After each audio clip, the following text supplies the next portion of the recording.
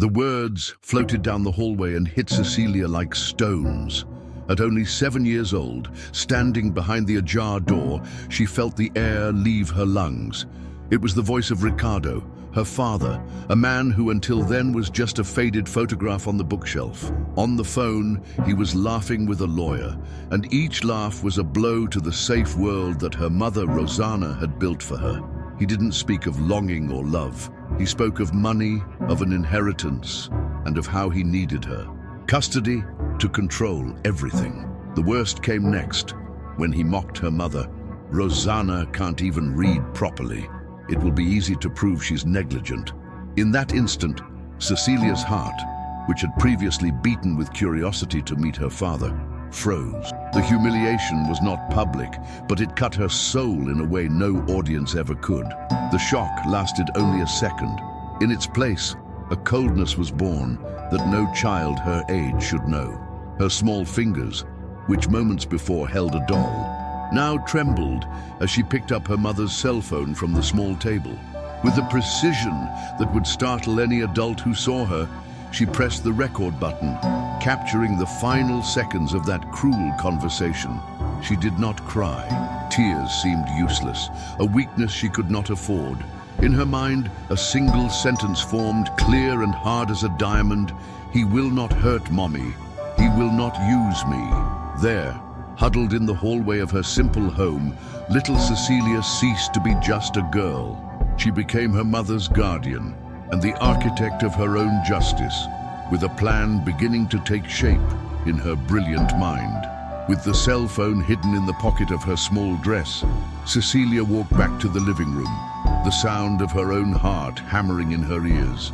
Her mother, Rosanna, was in the kitchen, her back to her, humming a soft melody while washing the dinner dishes. The scene was so normal, so full of routine peace, that for a moment it seemed like a bad dream. But the weight of the cell phone and the words it contained was real. Cecilia looked at her mother's back, at the shoulders slightly stooped from the fatigue of a day's work as a cleaner, and saw, for the first time, not just her protector, but a vulnerable woman who needed to be protected.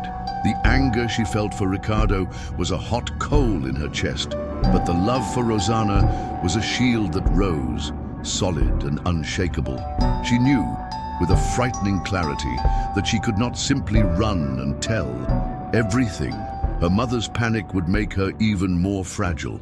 That secret was now a burden exclusively hers, an armor she would have to wear alone until she found the right moment and the right ally. She sat on the sofa, picked up a storybook, but the words danced meaninglessly before her. Her mind was already elsewhere, a battlefield where she needed to be the general. The following days were a silent torture for Cecilia. She became a keen observer, a little spy within her own life. She analyzed her mother's every expression, every longer sigh, looking for signs that the storm was approaching. The confirmation came on a Tuesday afternoon, in the form of a brown envelope with an official seal that Rosanna could not decipher. Cecilia saw her mother's brow furrow in worry, the way she turned the paper over and over, feeling intimidated by it. It was the trigger the girl had been waiting for. She did not choose her teacher, Helena, by chance. Helena was the only adult who never treated her with condescension. It was to her that Cecilia took her most complex questions about stars and history, and Helena always answered seriously, seeing the hungry mind behind the childish eyes. The next day, after class, Cecilia waited for everyone to leave. With her heart leaping but her voice firm, she approached the teacher's desk. She did not say, "I need help." She said, with the gravity of one declaring war, "Teacher Helena, I need you to listen to something, and then I need you to teach me to fight with words, because they are trying to steal my mother from me." Helena felt a shiver run down her spine, a feeling that went far beyond a teacher's simple concern. There was a gravity in Cecilia's tone, a maturity forged by fear that made her take the small cell phone seriously. When the girl pressed play, the air in the empty classroom grew heavy, dense. Ricardo's voice, distorted by the speaker, was a poison that spread through the room, full of a cold and calculating arrogance. Helena heard the mention of the inheritance, the sordid plan to demoralize Rosanna, and the cruel mockery of her difficulty with reading. In that moment, something dormant inside her awakened with fury. Memories of her 2 years in law school surfaced, a dream abandoned for lack of resources, the sleepless nights studying the power and beauty of the law, a power she now saw being twisted for such vile purposes. The disdain in her expression was replaced by a deep admiration as she looked at the child before her. Cecilia was not a weeping victim, she was a sentinel. She was not just reporting a crime, she was recruiting an army. And Helena, with all her forgotten knowledge and her reignited sense of justice, knew she could not and would not refuse that call. That same night, the small home of Rosanna and Cecilia was transformed. Helena arrived with 2 dusty cardboard boxes filled with her old books and notes from college. The dining table, where mother and daughter shared simple meals, was covered with a worn-out vade-mecum, copies of the Civil Code, and the statute of the child and adolescent. At first, Rosanna was paralyzed by fear. Her teary eyes moved from her daughter's determined face to Helena's serious expression, unable to grasp the dimension of that cruelty. But when Helena, with infinite patience, explained that Ricardo's plan was based precisely on her fear and misinformation, a lioness's flame ignited in her chest. The crying gave way to a silent, protective fury. "What do we need to do?" she asked, her voice firm for the first time. It was the password. From that moment on, the 3 became a unit. Helena was the strategist, Rosanna the source of all motivation and the living proof of the love they were defending, and Cecilia, the brilliant mind and brave heart at the center of it all, ready to absorb every article and every paragraph that would turn her into the lawyer her mother needed. The 3 weeks that followed were a total immersion, a marathon against time that blurred the line between days and nights. Cecilia's living room became a sanctuary of study and strategy.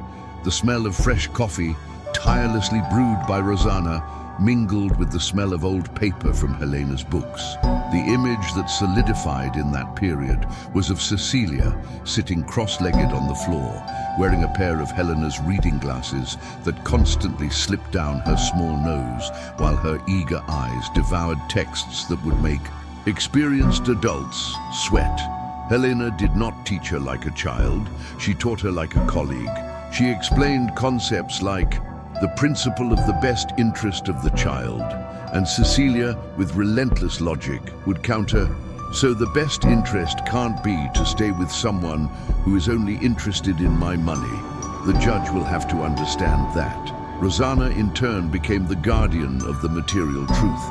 She, who felt intimidated by letters, now hunted for documents with the fury of a detective. Bank statements proving the absence of child support, Cecilia's impeccably up-to-date vaccination card, notes from school praising her own involvement. Each paper was a piece of ammunition, and Rosanna, the quartermaster of that small army, supplied the arsenal. It was Helena who had the idea to organize everything into folders, to transform the chaos of papers and emotions into a visual, irrefutable argument. They created 8 cardstock folders, each with a label written in Cecilia's neat handwriting. The first, Paternal Bad Faith, held the transcript of the recording and a technical report Helena got from a friend, attesting to the audio's authenticity. Another, Academic Excellence and Affection, contained Cecilia's report card with its perfect grades and dozens of drawings and letters the girl had made for her mother over the years. There were moments of despair, like the night Rosanna broke down in tears, whispering that she couldn't bear the shame of being exposed. In court, it was Cecilia who approached, not to offer a childish hug, but to hold her hand and say firmly, "Mom, Article 22 of the Child Statute says that parents have the duty of support, custody, and education. He fulfilled none of them. The shame is not yours, it's his, and I will prove it." In that moment, Rosanna did not see her 7-year-old daughter, but a giant who had risen to defend her, using the law as a shield and love as a sword. The morning of the hearing dawned grey and silent, as if the sky itself were holding its breath. In the Silver House, there was no rush, only a tense calm, charged with electricity. Rosanna wore her best dress, a simple floral she saved for special occasions, but her hands wouldn't stop wringing each other, betraying the panic she struggled to hide. Helena, acting like a coach in the locker room before the final game, reviewed the key points in a low voice, more to calm herself than the others. The epicenter of that calm was Cecília, sitting at the kitchen table with the 8 folders stacked beside her in a tower of colored cardstock. She did not look like a child on her way to a trauma, but a strategist reviewing her battle plans one last time. The narrator, looking into her heart, would see it was not an absence of fear. She felt a cold knot in her stomach, a clear sense of the abyss before her. But the image of her mother's frightened face and the echo of her father's mocking laughter were fuels that burned brighter than dread. She was not there to fight for herself, but to defend her entire world, a world that fit in her mother's arms. The arrival at the courthouse was a clash of realities. The building, with its marble columns and solid wood doors, was designed to oppress, to remind the common citizen of their diminutive size before the law. And there, in the hallway leading to the hearing room, was Ricardo Ferreira, next to his lawyer, Dr. Marcelo Santos. Both exuded an arrogant confidence, dressed in expensive suits that contrasted painfully with Rosanna's dignified simplicity. Ricardo did not even look at his daughter with affection. His gaze was one of appraisal, like someone checking a commodity before letting out a complicit chuckle to his lawyer. He saw his ex-wife with her hunched posture and the daughter holding hands with the teacher, and in his mind, victory was already a foregone conclusion. He felt not a shred of remorse, only the impatience of one waiting for a bureaucratic formality to finally get his hands on the prize. Cecília felt his gaze, a gaze that did not see her, but only priced her. She squeezed her mother's hand, a silent signal that said, "I am here," and lifted her chin. Her eyes did not shed a tear. They were beacons of defiance, fixed on the door of the hearing room, the stage where the truth would finally have its voice. The hearing room was cold, impersonal, and smelled of dust and delayed justice. Judge Roberto Mendez took his place in his elevated chair, his face a mask of weariness and skepticism, shaped by years of hearing the same sad stories of broken families. When the Ferreira versus Silva case was announced, Dr. Marcelo Santos rose with the fluidity of a snake, adjusting his expensive suit. His polished and persuasive voice began to paint a bleak picture. He described Rosanna's home as a place of limited resources and inadequate stimuli, and Rosanna herself as a well-intentioned mother, yet unprepared to cultivate her daughter's brilliant potential. Each word was a knife disguised as concern, designed to humiliate and disqualify. Rosanna shrank in her chair, feeling the weight of all eyes on her, tears of shame burning in her eyes. Beside her, Ricardo maintained an expression of false solemnity, the perfect concerned father. Judge Mendez listened with perfunctory attention, his mind already categorizing the case as another dispute where economic power would speak louder. He saw no malice, just the sad normality of life. The scales of justice in his mind were already tipping toward the father's side.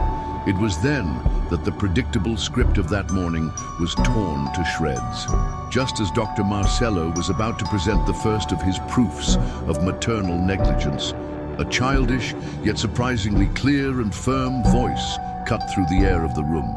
"Excuse me, Your Honor." A sudden silence fell. All eyes, including the judges, turned to the small figure who was now standing, Cecília, with her chin held high and her eyes fixed on the highest authority in the room, seemed to have grown several inches. Ricardo's lawyer let out a scornful laugh. "Sit down, child. This is no place for games," he said. But Judge Mendez, intrigued by the girl's unusual posture, made a slight gesture with his hand, silencing the lawyer. He looked at Cecília and for an instant saw something beyond a child. He saw conviction. "Yes, young lady?" he asked, and Cecília, without stammering, fired back, "Your Honor, my name is Cecília, Rosanna da Silva, invoking Article 28, Paragraph 1 of the Statute of the Child and Adolescent, which guarantees me the right to be heard in court, and with the full permission of my mother, present here, I would like to represent her. We do not have a lawyer, Your Honor, but we have brought the truth, and it is in these 8 folders." The courtroom plunged into an abyss of silence, so deep that the buzz of the fluorescent light seemed like a scream.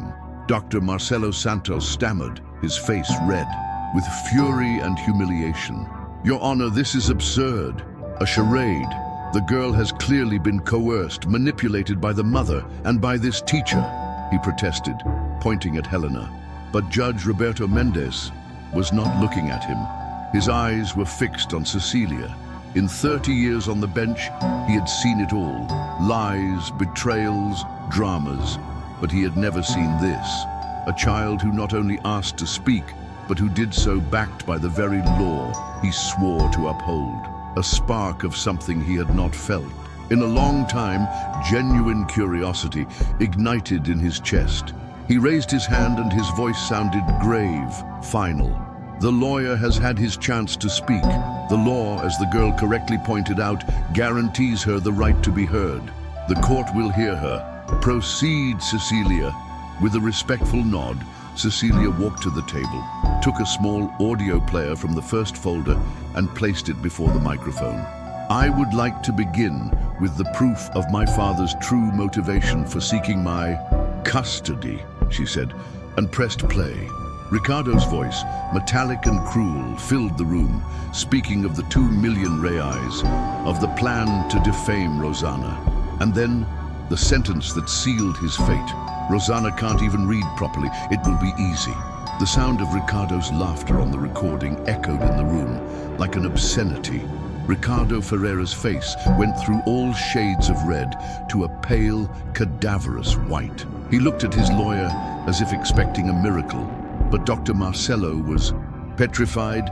His mask of professional superiority melted into pure panic. Rosanna brought a hand to her mouth, not in surprise, but in pain, upon hearing the confirmation of that cruelty in public. Judge Mendez listened to it all without blinking, his face transforming from a mask of boredom to one of granite. When the recording ended, Cecília did not wait for the shock to pass. She opened the second folder, Maternal Dignity and Care. With surgical calm, she began to present her evidence. "Your Honor, Dr. Marcelo alleges that my mother provides a negligent environment. In this folder, we have my report card with exemplary grades. Here," she said, pushing a document forward, "a statement signed by my school principal, praising my mother's involvement in my academic life and her care for my nutrition and health." She paused and picked up another stack of papers. "And here, Your Honor, are the statements proving complete financial abandonment by my father for the last 36 months. Article 1 of 634 of the Civil Code is clear about the duties of parents. The plaintiff has failed in all of them." Every document Cecília presented was a brick removed from Ricardo's wall of lies. With the room still muted by the impact of the evidence, she picked up the next folder. "Your Honor, the documentary evidence is clear, but the truth also lives in the people who have witnessed our life. With your permission, I would like to call my teacher, Mrs. Helena Bastos, to the witness stand." The judge nodded, ignoring Dr. Marcelo's snort of protest. Helena walked to the stand, her face serene and determined. Cecília stood before her, not as a student, but as an interrogator. "Teacher Helena, in the last 3 years, how many parent-teacher conferences did Mr. Ricardo Ferreira attend?" The answer was immediate. "None." "And my mother, Rosanna Silva?" "All of them, without exception. Many times she would arrive running, still in her work uniform, but she never missed one." Cecília, continued, her voice methodical. When I was sick for a week with mumps, who picked up my lessons from school so I wouldn't fall behind? Your mother, Helena replied, her voice thick with emotion. She came every day, in the late afternoon, even when exhausted. Mr. Ferreira never even called to check on you. Each answer was a nail in the coffin of Ricardo's credibility. Next, Cecília called Mrs. Carmen, her next-door neighbor, a woman with white hair and hands calloused by life. Her simplicity was her strength. Mrs. Carmen, you've known us since I was a baby. Can you tell this court if you ever saw the man who calls himself my father take me for a walk, give me a birthday present, or simply ask if I was okay? Mrs. Carmen looked at Ricardo with a contempt that no court order could contain. Your Honor, I saw Rosanna count coins to buy this girl's milk. I saw her stay up all night sewing to be able to buy school supplies. From that young man there, she said, pointing at Ricardo. I never even saw his shadow. A father to me is who raises you, who cares for you. And the only father and mother this girl has ever known is sitting right there, she concluded, indicating Rosanna, who was now crying silently but with pride. After dismissing the witness, Cecília delivered the final blow. She looked directly at Ricardo, who seemed to shrink in his chair. Mr. Ricardo Ferreira, since you want my custody so much, can you tell the judge what my favorite food is? The name of my doll? What is my biggest fear? Or simply the exact date of my birthday? A deadly silence filled the room as Ricardo, sweating coldly, opened and closed his mouth, unable to utter a single sound. He didn't know, and everyone in the room was now absolutely certain of it. The silence in the room was now a physical entity, heavy, crushing Ricardo's arrogance until it turned to dust. Cecília did not revel in her father's humiliation. Her small shoulders, which had carried the weight of the world for the past few weeks, relaxed slightly, but her face remained serious. She turned to Judge Mendez, no longer as an interrogator, but as the master of that stage. She walked slowly back to her mother's side, took Rosanna's trembling hand, and held it tightly, a gesture that transferred all her courage to the woman who gave her life. Your Honor, her voice echoed clear as a bell. I used the laws that teacher Helena taught me to show the truth in this room. I presented evidence, facts, and witnesses that demonstrate that the plaintiff, Mr. Ricardo Ferreira, is not and never has been a father to me. He is a stranger who now appears not out of love, not out of longing, but out of greed. She looked at her mother, whose tears now ran freely, but they were tears of an emotion that transcended pain. He claims my mother cannot give me a good future, but she has already given me the world. She taught me to read people, not just words. She taught me that dignity cannot be bought, and that love is the only thing that makes us truly rich. With her mother's hand still held firmly in hers, Cecília took the final step, the move that no one, not even Helena, could have fully predicted. She looked directly at the judge, and her voice, though childish, carried the weight of an adult and irrevocable decision. I know about the inheritance my paternal grandfather left me. I know about the 2 million rees. It is because of that money that we are all here today. She paused, and the jaws of Ricardo and his lawyer dropped, the realization that the girl had known everything from the beginning, striking them like lightning. Very well, Your Honor. Before everyone, I, Cecília Rosanna da Silva, renounce this inheritance. I give up every single cent. A murmur of shock swept the room. Ricardo's face contorted into a mask of disbelief and panic. The money, his sole objective, was turning to smoke before his eyes. Cecília then turned to him, and for the first time, her eyes blazed with the fury of a lioness protecting her cub. I would rather live with little and with my mother's love than be rich and be an investment for you. Therefore, I ask that you deny him not only my custody, but any right to visit me. His presence is a poison. I am not for sale. If a word could have broken the spell that had fallen over the courtroom, no one found it. Judge Roberto Mendez remained silent for a long minute, not to ponder, but to absorb. He looked at the 7-year-old girl holding her mother's hand like an anchor, the child who had just refused a fortune in the name of dignity, and he felt the weight of his robe as never before. He, a man of the law, jaded and cynical, was witnessing the law itself in its purest form, as a shield for the just. When he finally spoke, his voice was not that of a bureaucrat, but of a deeply moved man. In my 30 years on this bench, I have heard brilliant arguments, seen renowned lawyers, and judged cases involving incalculable fortunes, he began, looking over his glasses at each person in the room. But I have never, in my entire life, witnessed a defense so lucid, so honest, and so devastatingly effective. He paused, and his gaze hardened as it rested on Ricardo. The request for custody made by Mr. Ricardo Ferreira is hereby denied in its entirety. His request for visitation is also denied, considering the conclusive proof of his bad faith and the potential psychological harm to the minor. Unconditional sole custody remains with the mother, Rosana Silva, a woman who, it is evident to this court, is her daughter's true fortune. The sound of the judge's gavel hitting the wood was the crack that broke the tension. For Ricardo and his lawyer, it sounded like the last nail in a coffin. For Rosana, it was the sound of liberation. All the air she had been holding for weeks escaped her lungs in a deep, loud sob, and she collapsed into her daughter's arms.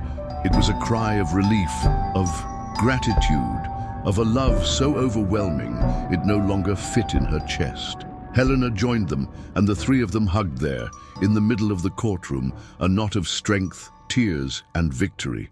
On the other side of the room, Ricardo Ferreira seemed to have aged 10 years. There was no sadness on his face, only the hollow emptiness of absolute defeat, the shock of someone who bet everything and lost not just the game, but his very soul. He and Dr. Marcelo left in silence, hurried, not daring to look back, swallowed by shame. As they left the cold grey courthouse and stepped into the afternoon sunlight, Cecília took a deep breath. The air seemed cleaner, the world more colourful. The war was over. They had won. And for the first time in a long time, she allowed herself to feel just 7 years old, safe and protected in her mother's arms. Cecília's story was too powerful to be contained within the walls of a courtroom. A bailiff with teary eyes told what he saw to a journalist friend over coffee. At first, it was just a footnote in the local newspaper. 7-year-old girl represents mother in custody case. But the seed of a legend had been planted.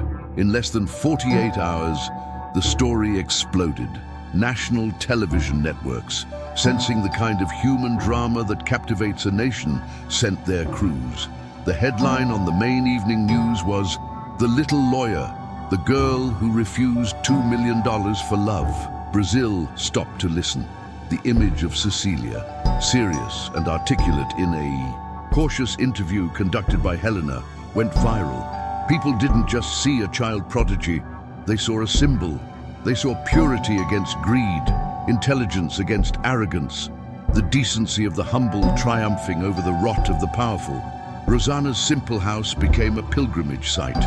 Letters arrived by the hundreds, the handwriting often as simple as Rosana's, but the words laden with admiration and hope. The wave of public emotion materialized into a tide of solidarity. Rosana, frightened by the attention, at first refused all help. "We already won what mattered," she would say, but Helena, with her pragmatic vision, convinced her. "Rosana, Brazil doesn't want to give a handout. Brazil wants to invest in the future of the girl who restored its faith in the country." A crowdfunding campaign, started by a group of mothers from São Paulo, raised enough in 1 week to ensure Rosana would never have to worry about rent again. Scholarships from the best schools in the country were offered. The most significant act, however, came anonymously. An envelope delivered by a renowned law firm informed of the creation of a trust fund for Cecília's education, with enough resources to take her to a postdoctorate, if she so desired. The fund was managed by an independent board, and the money could only be used for educational purposes. The poetic justice was sublime. The act of renouncing poisoned money led the world, cleanly and honestly, to ensure that Cecilia's bright future would depend only on her own merit and not on handouts or inheritances. The years that followed were proof that Cecilia's brilliance was not a flash of lightning, but that of a rising star. With the opportunities Brazil gave her, she studied with a voracious dedication. At her new school, one of the best in the country, she was not seen as a celebrity, but as a brilliant mind and a generous classmate. While other children worried about games and parties, Cecilia's passion was the library. She devoured books on history, philosophy, and of course, law, maintaining a constant dialogue with Helena, who evolved from a mentor to her deepest intellectual confidant. The memory of that day in court never left her. She did not see it as a trauma, but as her cornerstone, the foundation of her calling. Every top grade, every debate won, every oratory award was a silent tribute to her mother, who could now dedicate herself entirely to watching her grow, free from the burden of survival. The day she received her acceptance letter to the most prestigious law school in the country was one of pure emotion. Rosanna held the envelope with trembling hands, unable to read the difficult words, but perfectly understanding the meaning of that paper. It was the materialization of a future that her courage and her daughter's love had won. Still in high school, at 16, Cecília proved that her mission went far beyond her own story. Using the notoriety she never sought but learned to handle with wisdom, she launched a national campaign for something she considered essential: the inclusion of basic notions of law in the public school curriculum. In interviews and articles, her argument was direct and powerful. A citizen who does not know their rights and duties is an easy target for injustice. The law cannot be a secret code, accessible only to those who can afford a translator. Her proposal, dubbed Cecília's Law by the media, gained immense traction. She was invited to speak at a special session in the Chamber of Deputies in Brasilia. Before a packed plenary of experienced politicians, the young woman, with the same calm and clarity of 9 years prior, defended her project, not with legal jargon, but with irrefutable human logic. The popular support was so overwhelming that a year later the law was sanctioned, ensuring that millions of young Brazilians would have access to knowledge that could, one day, be the only weapon to defend their dignity, just as it was for her. Law school was for Cecília what a forge is for steel. She absorbed knowledge not as an obligation, but with the hunger of someone who had finally found the tools to rebuild the world. She was not just the brightest student, she was the conscience of her class. While her colleagues competed for internships at corporate law firms, Cecília spent her afternoons in legal aid clinics in the favelas, offering free consultations, translating legalese for people like her mother. She saw in each case a reflection of her own story. Her senior thesis, The Procedural Vulnerability of the Child and Family Justice, an analysis from the perspective of human dignity, was awarded the highest honors and became required reading. On her graduation day, as the class valedictorian, she took the podium and, looking out at an audience of future lawyers, prosecutors, and judges, she did not speak of success. She spoke of responsibility. "The diploma we receive today is not a trophy," she said, her voice firm. "It is a weapon. We can use it to protect the strong or to defend the weak. True justice does not reside in the codes, but in which of these two choices we make every day." In the front row, Rosanna and Helena wept, not just for their daughter's diploma, but for the extraordinary woman she had become. The day after her graduation, as job offers from the country's largest firms piled up, Cecília was already renting an old house in a working-class neighborhood. There, with the remaining resources from her educational fund and with donations from supporters who had followed her journey, she planted the flag of the Cecília Silva Institute. The mission was clear and non-negotiable: free and excellent legal defense for children and mothers in vulnerable situations. The Institute was not a cold office, it was a safe harbor. Helena, now retired from the classroom, became the administrative director, organizing the place with the same zeal with which she had organized the 8 folders years ago. And Rosanna found her own calling. She was the one who welcomed the women who arrived with their heads bowed, their eyes full of fear. She didn't offer legal advice. She offered a glass of water, an attentive ear, and the phrase she herself had needed to hear one day. Don't be afraid, here you will be heard, here we will fight with you. The Institute became a multiplier of the justice Cecília had won for herself, a place where pain was transformed into courage and fear into action. The years passed, and the name Cecília Silva became synonymous with justice in Brazil. The Institute was a fortress of hope, and each case won, each child protected, was another brick in the construction of her legacy. At 28, the girl who had once fought in a family court in a small town now influenced the Supreme Court with her memorials and articles. The definitive consecration, however, came unexpectedly on a Tuesday morning. The call came from New York. It was the editor-in-chief of Time magazine. Cecília, with the phone pressed against her ear, listened in silence as she was told she had been chosen as the person of the year.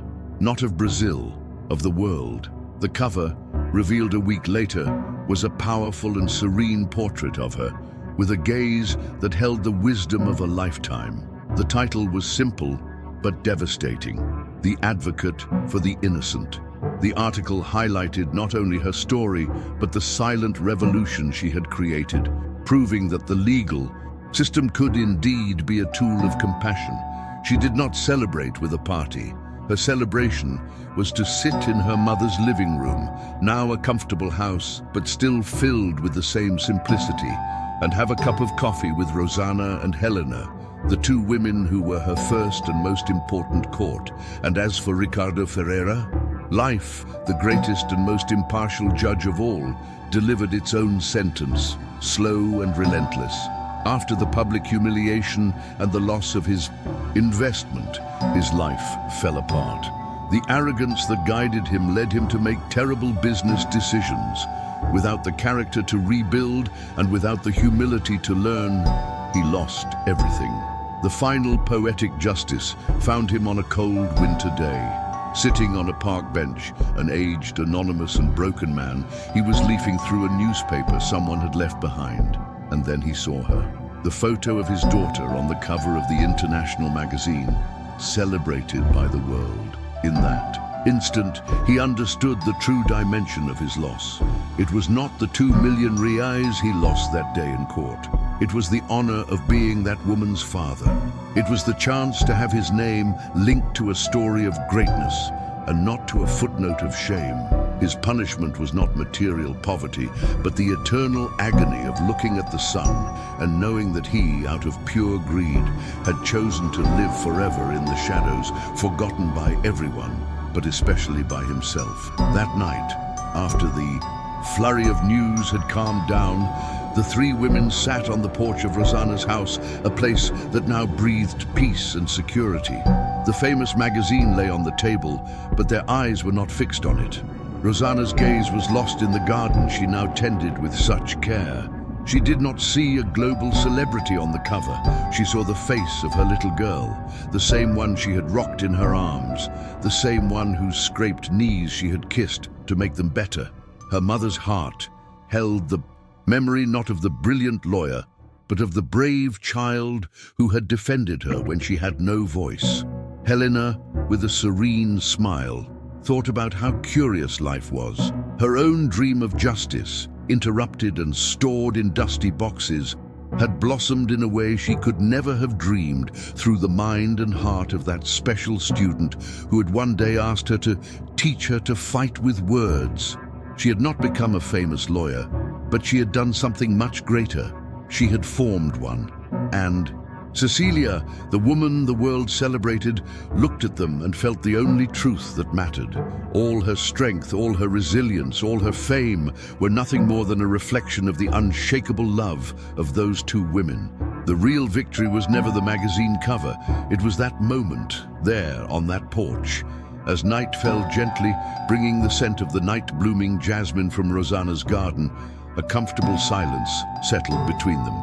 It was not an empty silence, but one that contained all the words, all the battles, and all the love of their shared journey. Cecilia looked toward the horizon, where the last lights of day surrendered to the stars, and whispered, more to herself than to the others, "There is still so much to do." In that simple sentence resided the essence of who she was. Her story, in the end, was not about a single act of childhood genius, but about the discovery that justice is not a destination, but a path one chooses to walk every day. The story of Cecilia Silva taught the world that a mother's love is the most powerful legal code that exists, and that courage, even when born from pain and humiliation, can build empires of hope. And there, under the starry sky, the fortress that was the love of those three women remained, unshakable and eternal, the living proof that the greatest justice of all is, and always will be, a life lived with dignity.